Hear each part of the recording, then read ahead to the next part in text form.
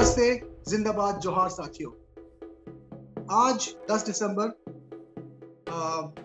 अंतरराष्ट्रीय मानवाधिकार दिन है। मानवाधिकार हमारे बीच में ये जो कॉन्सेप्ट है, ये जो शब्द है, ये कैसे आया और क्यों आया, इसकी बात हम आपको पीछे एपिसोड में बताए हैं। जैसे हमने आपको प्रॉमिस किया था, आज से हम आप लोगों के सामने ऐसे एक्टिविस्ट और ह्यूमन राइट्स के डिफेंडर्स को पेश करेंगे जो अपने कथित अनुभव से ह्यूमन राइट्स की वैल्यूज और मूल्यों के बारे में हमें बताएंगे। हमारे साथ आज हमारे अजीज दोस्त और सहकर्मी, झारखंड के जाने माने मानवाधिकार के संरक्षक, human rights defender, tribal rights activist, researcher, writer Gladson Dungdung हमारे साथ है। जोहार ग्लैडसन। जोहार। जोहार Gladson, thank you very very much. आप हमारे इस शो में हाजिर हुए। जानता हूं कि आप बहुत जंगल इलाके में काम करते हैं, ट्रैवल भी बहुत आपका होता है, आपको डिजिटली कनेक्ट करना बहुत मुश्किल है, but thank you very much for joining us. Gladson, let's jump straight into the subject. आज के हमारे जो यूथ हैं इंडिया में, इंडिया के जो युवा वर्ग है, उन्हें मानव अधिकार में रुचि क्यों होनी चाहिए? मानव अधिकार के बगैर क्या हम एक मानव हो सकते हैं क्या? अब उसको अगर विस्तार से कहें तो जीवन जीने का अधिकार, मौलिक स्वतंत्रता, समानता और मानव गरिमा के बगैर क्या कोई इंसान के रूप में रह सकता है? नहीं रह सकता है। यही चार महत्वपूर्ण चीजें हैं। अगर आप फ्रेंच रेवोल्यूशन से जाएंगे तो उस समय में तीन बड़ी चीजों की मांग थी और उसको आप कह सकते हैं कि दुनिया का महामानव मूल्य, लिबर्टी, इक्वालिटी एंड फ्रेटर्निटी। इसलिए मुझे कभी कभी लगता है कि हमारे देश में इन सब चीजों को लोग अभी तक क्यों नहीं जानते हैं। ऐसे तो दिखाते हैं हम जो है कि बहुत बड़े सभ्य लोग हैं, बहुत शिक्षित हैं, विकसित लोग हैं, लेकिन मैं कभी कभी दंग रहता। एक बार दिल्ली में एक बात हो रहा था बड़ा कॉन्फ्रेंस में, तो एक डीयू के प्रोफेसर आई और उसने कॉन्फ्रेंस में सीधा कहा कि human rights is a western concept, so it can not be applied in India. I was shocked. भाई, फंडामेंटल फ्रीडम किसको नहीं चाहिए? इक्वालिटी किसको नहीं चाहिए? राइट टू लाइफ किसको नहीं चाहिए? ह्यूमन डिग्निटी किसको नहीं चाहिए? क्या इसके बगैर आप जी सकते हैं क्या? तो ये जो है कि लोगों का सोचना पड़ेगा। और देखिए, मौलिक चीज यही है कि हमारा देश का जो जिसको मेन स्ट्रीम बोलते हैं, उनका क्या है, क्योंकि उसका आधार ही है इनइक्वालिटी ना। जो वर्ण और जाति व्यवस्था से उपजा हुआ समुदाय, जहाँ पे सब कुछ जो है कि भेदभाव से शुरू होता है, जाति के आधार पर, रंग के आधार पर, लिंग के आधार पर, अब कितना आप इसको कहेंगे, तो वहां पे मानवाधिकार के बारे में ये स्थिति होना लाजमी है। इसमें कोई आशंकित मतलब होने की कोई जरूरत नहीं है। तो आजकल के युवा वर्ग हैं, उन्हें इंटरेस्ट क्यों होना चाहिए इस मुद्दे पर? इस मानवाधिकार के जो प्रिंसिपल्स हैं, उस प्रिंसिपल्स में यूथ को क्यों इंटरेस्ट होना चाहिए? नहीं, देखिए, इसके बगैर आप आगे कैसे रोड मैप बना सकते हैं? खासकर इंडिया को, जब आप खुद को देखते हैं कि आपको यूरोप और अमेरिका जैसा जो है कि प्रोग्रेस करना, उस जैसा आगे बढ़ना है, तो आप जब तक आप अपना ह्यूमन राइट्स का लेवल नहीं बढ़ाएंगे, मौलिक स्वतंत्रता नहीं होगी, आपकी जो गरिमा नहीं होगी, आपका जो है कि राइट टू लाइफ सिक्योर नहीं होगा, आपके पास इक्वलिटी नहीं होगा, तो आगे कैसे बढ़ सकते हैं? आज आप देख लीजिए ना, आज जो है कि हमारे पास मौलिक फ्रीडम ऑफ एक्सप्रेशन ही नहीं है। आप क्या बोलेंगे, क्या लिखेंगे? आप देख लीजिए, फादर स्टेन स्वामी कर क्या रहे थे? सिंपल सा, वो आदिवासी आंदोलनों में शामिल होते थे, उनके मुद्दों के ऊपर लिखते थे, उनके बारे में कोर्ट में लड़ते थे, और तो कुछ करते नहीं थे। उनको जो है कि यूएपीए के अंदर में एक आतंकवादी जैसा घोषित करके वहां पर हत्या कर दिया। तो जब ये परिस्थिति है तो हमें तो सोचना पड़ेगा। आप देख लीजिए क्या हुआ नागालैंड में। नागालैंड में जो है कि सीधा एक गाड़ी पर आर्मी गोली चलाती है और निर्दोष लोगों की हत्या कर देती है। छत्तीसगढ़ में आपने देख लीजिए कितने आदिवासियों की निर्मम हत्या होती है। उसके बाद भारत सरकार, जब उनको पता चलता है ये निर्दोष लोग हैं, तो कहते हैं आई एम सॉरी, ये जो है कि हमसे गलती होगी। ये कहने से काम नहीं चले, इसलिए आज कंसर्न होना पड़ेगा कि लोगों का जीवन जो है उसको जो है कि खिलवाड़ की तरह किया जा रहा है। मैं तो इसलिए सीधा बोलता हूँ कि भारत सरकार जो है कि इंडियन स्टेट आदिवासियों को खासकर उनकी हत्या कर रही है और उनका लाश जो है कि उनकी लाश खरीद रही है। तो इस परिप्रेक्ष्य में एक एक सिटीजन को जो है कि एक एक युवाओं को जो है कि सजग होना चाहिए कि कैसे लोगों का राइट टू लाइफ इंश्योर हो, डिग्निटी, ह्यूमन डिग्निटी इंश्योर हो, लोगों का फंडामेंटल फ्रीडम इंश्योर हो और इक्वलिटी इंश्योर हो। दोस्तों, जो ग्लैडसन बता रहे हैं उसमें कुछ एक पॉइंट मैं भी जोड़ना चाहूंगा, और ये है कि जैसे उन्होंने बताया कि बेसिक जो हम लोग मूल्यों की बात करते हैं, समानता, बराबरी, एक स्वाधीनता और एक डिग्निटी की, जो ह्यूमन डिग्निटी की बात करते हैं, इसके बिना समाज को रचना, उसको उसको बनाना या बनाए रखना मुश्किल है। काफी ऐसे सोसाइटीज हैं जहां पर बिना राइट्स का भी सोसाइटीज फॉर्मुलेट होती है, लेकिन उसको हम डेमोक्रेटिक सोसाइटीज नहीं कहते हैं। ये बिना डेमोक्रेसी के सोसाइटीज हैं। इसलिए जो भी यंग लोग हैं, जो जो देश के निर्माण में इच्छा रखते हैं, उसमें रुचि रखते हैं, उनको ऑटोमेटिकली ह्यूमन राइट्स के कॉन्सेप्ट्स पर इंटरेस्ट तो रखना ही पड़ेगा, क्योंकि बिना सोशल जस्टिस, जैसे डॉक्टर अंबेडकर ने भी कहा था कि बिना सोशल जस्टिस और सोशल राइट्स के आपके बाकी कोई इकोनॉमिक प्रोग्रेस जो है वो मायने नहीं रखेगी। ग्लैडसन, और एक बात यहाँ पे स्टालिन, एक बात ये मैं जोड़ना चाह रहा हूँ, अगर आप आज के युवा का बात कर रहे हैं तो लोग जो है कि पढ़ रहे हैं, लिख रहे हैं, नौकरी कर रहे हैं, या उनको नौकरी चाहिए, किस लिए चाहिए? इसलिए चाहिए कि वो अपना राइट टू लाइफ इंश्योर कर सकेंगे, ह्यूमन डिग्निटी के साथ जी सकेंगे, फ्रीडम एंजॉय कर सकेंगे, इक्वालिटी एंजॉय कर सकेंगे। यही तो है मौलिक चीज के लिए वो कर रहे हैं। बिल्कुल, और यही चीजें हमारी कॉन्स्टिट्यूशन में भी गारंटीड है कि आप ये सब चीज, आप you can work towards the pursuit of your happiness, towards the pursuit of your liberty and equality. Yes, और यूएन ह्यूमन राइट्स कमीशन जो है, उसका पहला जो चेयरपर्सन रही रूजवेल्ट, उसने क्या कहा कि ह्यूमन राइट्स तभी सफल हो सकता है जब वो घरों में लागू हो, गलियों में लागू हो, मोहल्लों में लागू हो, ऑफिस में लागू हो, जहां आप काम करते हैं, जहां रहते हैं वहां लागू हो। तो जब तक समझेंगे नहीं तो लागू होगा ही नहीं ना। बिल्कुल, इसलिए मौलिक चीज है समझना। एब्सोल्युटली। एंड हम उम्मीद करते हैं कि हमारी श्रृंखला से हम ह्यूमन राइट्स के अलग अलग पहलुओं को अनपैक कर पाए हमारे ऑडियंस के लिए, ताकि उसके प्रति आपकी जागरूकता बढ़े और एक तरह से इंटरेस्ट भी बढ़े। ग्लैडसन, एक आम आदमी के रोजिंदा जो जिंदगी है, उस ह्यूमन राइट्स कैसे प्ले करता है? अक्सर ऐसा लगता है लोगों को कि ह्यूमन राइट्स, जब हम लोग फिल्में देखते हैं तो ये बताया जाता है कि पुलिस जो है, वो जो कैदी होता है उसको जो मारते हैं वो नहीं होना चाहिए, वो ह्यूमन राइट्स हैं।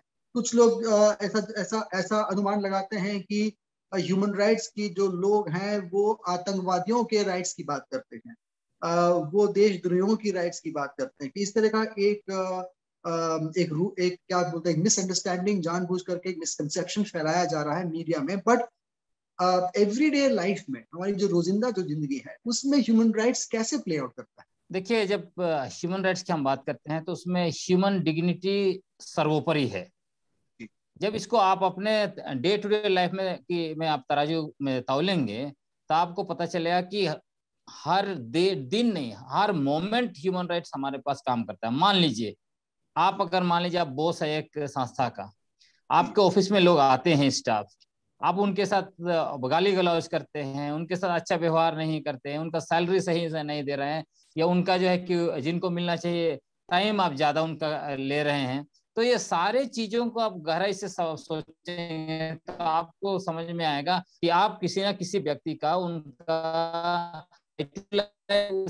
उनका फ्रीडम भी शायद उसको आप टेक ओवर कर रहे हैं, उनका इक्वालिटी भी शायद टेक ओवर कर रहे हैं, उनका डिग्निटी जो है कि आप जो वायलेट कर रहे हैं। इसको हमें देखना पड़ेगा कि एवरी मोमेंट हो सकता है कि हम किसी ना किसी के अपने बात से, व्यवहार से, बोली से, अपने एक्शन से किसी ना किसी का शायद ह्यूमन राइट्स को हम लोग हनन कर रहे हैं, या किसी का ह्यूमन राइट्स को हम लोग इंश्योर भी कर रहे हैं। तो हमें ये देखना चाहिए कि हम अगर कुछ ना करें तो दूसरों का ह्यूमन राइट्स का, फंडामेंटल फ्रीडम का, डिग्निटी का हनन ना करें। एग्जैक्टली, बहुत अच्छा सा, वेरी वेरी गुड पॉइंट। आपने कहा कि हम लोग हमारे दो ड्यूटीज एक तरह से हैं। एक है कि हम किसी और के राइट्स को हनन करने से हम ना उसमें आए, और दूसरी बात है कि दूसरों के और खुद के राइट्स को फॉस्टर या प्रोटेक्ट करना, तो मेरा आपसे सवाल यह है कि आपका इतना लंबा अनुभव रहा है, खास करके मूल निवासी आदिवासी राइट्स, फॉरेस्ट राइट्स एक्ट, पेसा, ये सारे जो जटिल कानून हैं, और इंडिजिनस पीपल्स राइट्स जिसको हम कहते हैं मूल निवासी अधिकार, पर आपने बहुत गहरा अध्ययन भी किया है और काम भी आप करते आए हैं। आपके अनुभव में ऐसे कुछ सक्सेसफुल एग्जाम्पल्स हो जहां पर सिटीजन्स, नागरिक लोग मिल करके अपने राइट्स को प्रोटेक्ट सक्सेसफुली कर पाए? हमारे पास दोनों तरीके के अधिकारों का मतलब अनुभव है, सिविल एंड पॉलिटिकल, और दूसरी तरफ social, economic and cultural rights. तो जी सिविल एंड पॉलिटिकल राइट्स में मैं एक सरंडा जंगल का उदाहरण देना चाहूंगा। सरंडा जंगल झारखंड के पश्चिमी सिंहभूम जिले में स्थित है, जो एशिया का सबसे बड़ा साल का जंगल है, सखुआ का जंगल है, जो 820 वर्ग किलोमीटर में फैला हुआ है। वहाँ देश का 25% आयरन है, और इसी की वजह से वहाँ पे कॉन्फ्लिक्ट अभी से नहीं, ब्रिटिश जमाने से चल रहा है, ब्रिटिश इंडियन स्टेट और आदिवासियों के बीच में। और उसी का हम लोग रिसेंटली अगर देखेंगे तो आपको याद होगा 2009 में भारत सरकार ने ऑपरेशन ग्रीन हंट शुरू किया था आदि पूरे रेड कॉरिडोर एरिया में, जो झारखंड का भी सरंडा जंगल उसी एरिया में आता है। ये कहते हुए कि माओवादी जो है कि देश के लिए इंटरनल सिक्योरिटी का में सबसे जी, बड़ा खतरा है, उनको खतरा है। खत्म करना है। और वहां जब ऑपरेशन शुरू किया गया 2011 में, 10 से ही शुरू किया गया, लेकिन 11 में बहुत तबाही मचा दी गई थी। पूरा सीआरपीएफ, कोबरा बटालियन और लोकल पुलिस मिलके 25 आदिवासी गांवों को वो लोग खाली करवा रहे थे, और वहां पर आदिवासियों का जितना भी अनाज था, कुछ अनाज वो लोग खा गए और बाकी को सारा मिक्सअप कर दिया ताकि खाने लायक कुछ ना बचे। उसके साथ उनके पास खस्सी था, उनके पास मुर्गा, जो भी इडेबल्स थे, सब चीज को इन्होंने सीआरपी और कोबरा वालों ने खा लिया था। ऐसे सिचुएशन कर दिया था कि गांव वालों के पास कुछ भी खाने को नहीं रहे, और जब खाना कुछ नहीं है तो गांव वाले क्या करेंगे, वो गांव छोड़ना शुरू कर दिए थे। फिर वहां पर जो है कि जो धान रोपा था उसको भी उनके ही बैल वगैरह को खोल के चरवा दिया था। तो ये 25 गांव के लोग पलायन करना शुरू कर दिए। इसके साथ साथ 3 लोगों को मार दिया था, 2 लोगों को गोली मार दिया था, जिसमें मंगल होनहंगा भी एक व्यक्ति था, और एक बूढ़ा व्यक्ति था, उसको पीट पीट के इतना पीटा कि वो ऐसे डेथ कर गए। तो इस परिस्थिति में हम लोग का टीम वहां पे सरांडा गई और वहां पे फैक्ट फाइंडिंग किए। फिर नेशनल ह्यूमन राइट्स कमीशन को हमने बुलाया कि आप यहाँ पर आइए। उनके 5-6 लोगों की टीम आई वहां पे। पूरा उन्होंने देखा किस तरह से तबाही मचा दी गई थी। लगभग 500 आदिवासियों के साथ टॉर्चर किया था, किसी को उल्टा लटका के मारा, किसी को जो है कि ऐसे ही पकड़ के ले जाके जेल में डाल दिया था। लगभग 200 लोगों को डाल दिया था। तो बहुत ज्यादा अत्याचार हुआ था। जब इस पर हम लोगों ने इंटरवेंशन किया तो कमीशन जांच किया, फिर सरकार को अंत में मानना पड़ा। और ये इतना ज्यादा हंगामा हुआ, मतलब रांची में हमने प्रेस कॉन्फ्रेंस वगैरह भी लगातार किया। लगभग 2 महीने छाया रहा वो मुद्दा। विधानसभा में हमने कुछ एमएलए से संपर्क किया, उन लोगों ने विधानसभा में मुद्दा उठाया। उसकी वजह से सरकार को जो है कि प्रेशर में आना पड़ा और जांच किया, और अंत में उनको मानना पड़ा। साबित भी हो गया कि मंगल होनगा निर्दोष थे, जिसको नक्सली बोल के मारा था। अत्याचार हुई। 3 महीना का उन्होंने जो है कि अनाज गांव वालों को दिया। उसके साथ साथ सीआरपीएफ को तत्काल आदेश दिया कि पूरा गांव जो है कि वो खाली कर दिया जाए। उन्होंने खाली कर दिया जाए। खाली किया। वो बाद में अलग बात है कि फिर बार कुछ जगह स्थायी कैंप उन्होंने बना लिया, लेकिन उस समय में उन्होंने खाली कर दिया, जिसकी वजह से गांव वालों को रिलीफ मिला। और उस समय में ये भी होता था, कोई भी गांव सड़क पे निकला, किसी को भी सीआरपीएफ वाले मारते थे, पीटते थे पूरा झारखंड में। तो इसका असर बहुत बड़ा झारखंड में भी पड़ा। वो एक सफल स्टोरी था। और इसके पीछे ये थी कि वहां पे 22 नए माइनिंग लीज ये लोग दे रहे थे, जिसमें टाटा, करेक्ट। जिंदल, मित्तल सारे कंपनियां थे। जी जी। तो इसमें एक बड़ा सफलता ह्यूमन राइट्स के दृष्टिकोण से आप देखेंगे तो मिला था। मंगल होनहांगा को निर्दोष साबित किया गया। उनको कहा गया था कि नक्सली है। फिर बाद में उनकी पत्नी को मुआवजा, फिर नौकरी, ये सब दिया गया। इस तरह से बहुत सारे अनुभव हमारे रहे। कई जगह पे, एक जगह सीआरपीएफ ने एक लड़की को नंगा करके उसको जो है कि शायद पता नहीं रेप करना चाहते थे, लेकिन वो वीडियो बनाया, फिर लड़की भाग गई। फिर उस मामला को लड़की के माता पिता भी नहीं चाहते थे कि उठाया जाए, क्योंकि उनको लगता था कि इससे हमारे बेटी की बदनामी होगी। लेकिन फिर हमने इस मुद्दे को उठाया, फिर जांच हुई। जो हमने दावा किया था वो सही निकला। फिर 3 सीआरपीएफ जवान को जो है कि सस्पेंड किया गया। फिर उस लड़की को 2 लाख रुपया मुआवजा मिला था। तो इस तरह से बहुत सारे सफलता हमने पाया। उसके साथ साथ इकोनॉमिक और ये जो कल्चरल राइट्स जो है, इकोनॉमिक सोशल कल्चरल राइट्स, उसमें भी बहुत सारे मामले हैं, जिसमें एक उदाहरण मैं दे सकता हूँ नगड़ी का। नगड़ी रांची के पास है, रांची से लगभग 15 किलोमीटर दूर कांके एक जगह है, वहां पर नगड़ी गांव आदिवासियों का। वहां पर 227 एकड़ जमीन जो है, जिसको लो यूनिवर्सिटी, ट्रिपल आईआईटी और आईआईएम ये लोग बनाना चाह रहे थे, सरकार का प्रस्ताव था। तो हमारा कहना था कि ये जो है कि खेती योग्य जमीन है, जहाँ पे 3 बार खेती होता है, इतना उपजाऊ जमीन पर आप क्यों बनाना चाहते हैं संस्थान? झारखंड में बंजर जमीन पड़ा हुआ है, वहां पे बनाइए। लेकिन हमें ऐसे दिखाया गया कि ये लोग विकास विरोधी है, ये नहीं चाहते हैं। और यहाँ पे काफी मार धार सब कुछ हुआ, पुलिस पीटा भी हम लोगों के ऊपर, केस भी हुआ। इसमें खासकर दयामानिधि इसका लीड रोल में थे, लेकिन हम भी काफी युवाओं को मोबिलाइज करने में और बाकी लीगल चीजों को काफी देख रहे थे।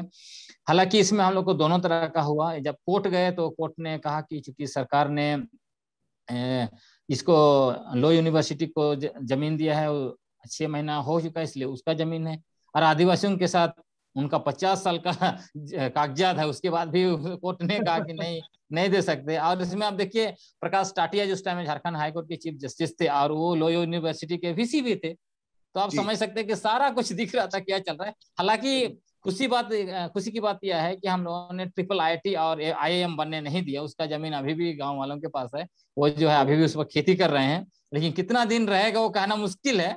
लेकिन इस तरह का मतलब सफलताएं काफी है। और झारखंड में इस तरह के चीजें भरे पड़े हैं, जैसे मित्र ये जिंदल और भूषण के खिलाफ हम लोग कोर्ट में जमकर लड़ाई लड़े 2009-10 में।